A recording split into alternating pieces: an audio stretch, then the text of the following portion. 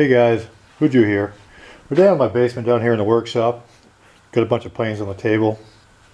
Somebody asked me today, I got a note on my YouTube video, and they asked me if I would show on a video how I set up my Harbor Freight P-51. So I guess they went out and bought one at a Harbor Freight store just recently and bought their own.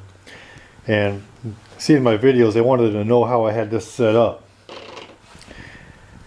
And what you see on the table here, we got a lot of airplanes sitting here.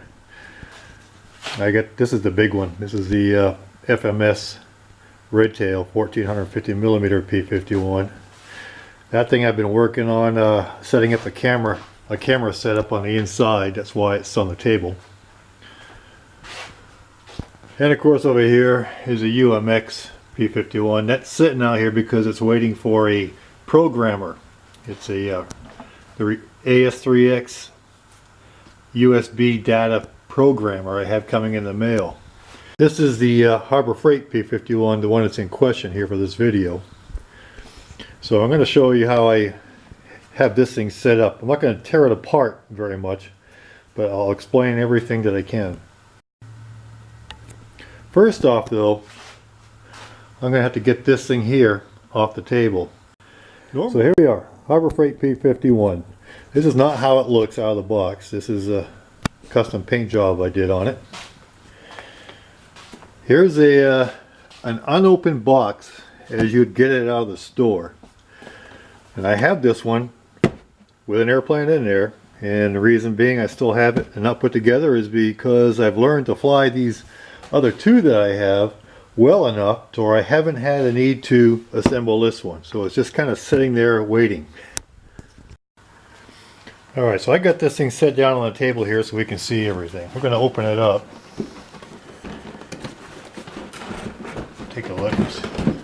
I've had this thing sitting on the shelf for many years right now. Well, at least 2. That's what you get when you open up the box. They have everything wrapped up in plastic real nice. It comes with the radio, and it's a 72 megahertz radio. I'm just going to get all these little pieces out of here that we're not going to need for anything that we're going to talk about. Yeah, I'll leave that sitting right there. That's good.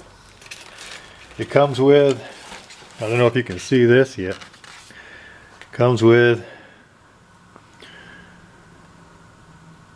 a nickel metal hydride battery, 8.4 volts, 600 milliamps. You might not be able to see the 600 milliamps. 8.4 volts, nickel metal hydride battery. I would not recommend using the one out of the box. A lot of people in the videos I think have tried to use it out of the box. There's no telling how long this box has been sitting on the shelf because they don't make these anymore. And a lot of the ones that are being sold now are just warehouse ones they're trying to get rid of. I would always get a new battery. If you plan on using it stock and you want to use the battery style that it comes with a brushless motor, try to get a new one. And I would also recommend doubling them up. Not in series to double the voltage, but in parallel to double your milliamp hours. It might operate a little better with a little bit more power if you do that.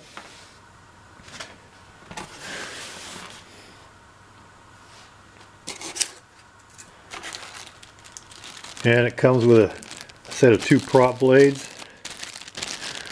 I don't recall the actual dimensions on here. The thing about these prop blades are they're very weak, and a prop strike on the ground, they break pretty easy.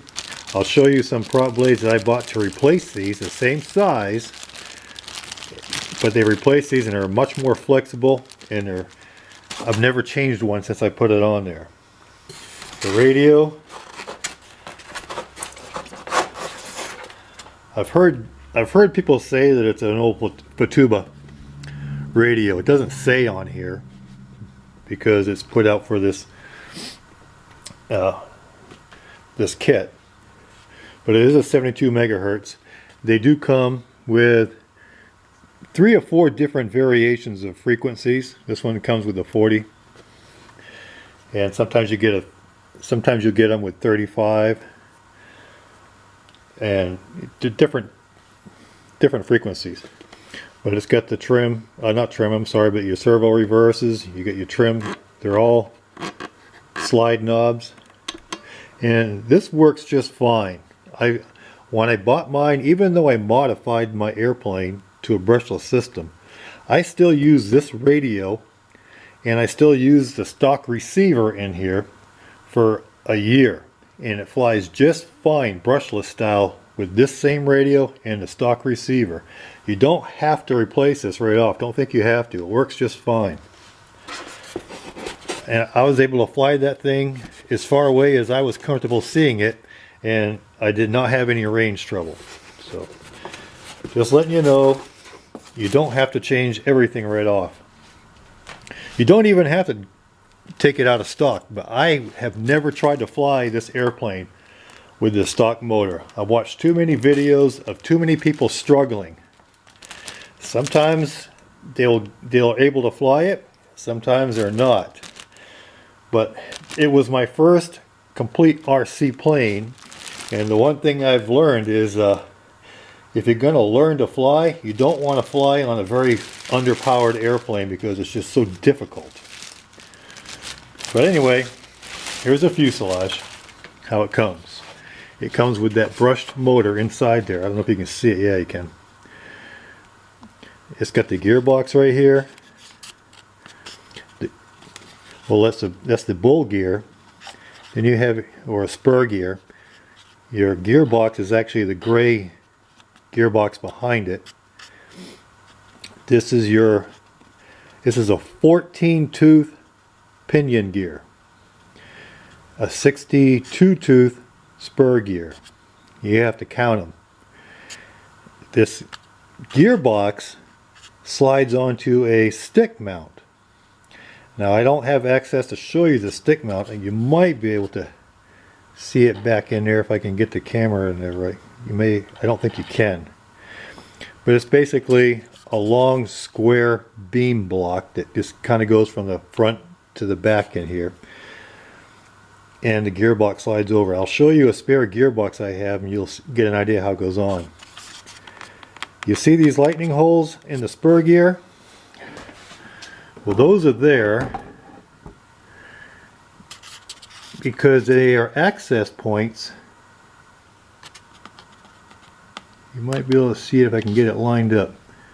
They are access points. Let me move the camera back a little bit.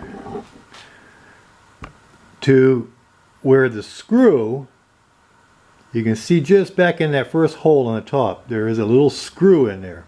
That screw is what screws the gearbox to the stick mount. So these holes are where you can line up your screw hole and put a screwdriver through that hole in the spur gear and loosen up or tighten up the screw on the stick mount and pull the gearbox, motor, shaft, and the whole assembly right out. So let's take a walk over to my spare parts shelf here. What I have here are spare gearboxes, and I also have a spare, this is for an outrunner setup if you wanted to put an outrunner on it. I'll explain that to you in a moment. Let's take a look at this. So this is the gearbox that I was telling you about. It comes with the spur gear on it, the prop shaft, and it goes through the spur gear and through the gearbox. Your motor mounts below it in that little circular cutout. Now if you notice on this, there are no holes. There's the 4 lightning holes in the spur gear. They're not on there. So it would be very difficult to screw this assembly onto the stick mount. The stick mount is, like I told you, it said, I'm going to post a picture of the parts I had when I was repairing. I'm going to put a picture on this video. It'll be of the parts I had when I was repairing the other Harbor Freight P-51. and it shows where the stick mount is. But it's a long square beam. It's probably about 5 inches long, maybe less, I don't know, maybe 4 or 5 inches long. And this just slides onto the end of it inside your cowling there. It just slides right on the end of the beam. But if you buy a new if you modify your P-51, like I'm going to tell you how to do it, you can use the old stock gearbox that's already on there. It's fine. Only reason I have backups is because in my learning process I've damaged enough planes where I damaged the stock gearbox spur gear. I'll break some of the teeth on it. So I had to buy new gearboxes. And to get the right size with the right teeth, the number of teeth, the 62 teeth, I had to get this one. So what I do is I just put this thing in a bench vise and I drill 4 holes. I make my lightning holes on here. I just drill it right through. I line it up just right and I'll drill the holes in the gear. You'd probably, I can't remember exactly how I line it up, but I do. And then I go ahead and slide it on, and I can run a screw through the hole I just drilled in there. But anyway, this is what it looks like. If you want to do the Gearbox mod, then you're going to use your existing gearbox with the airplane, and it looks like this.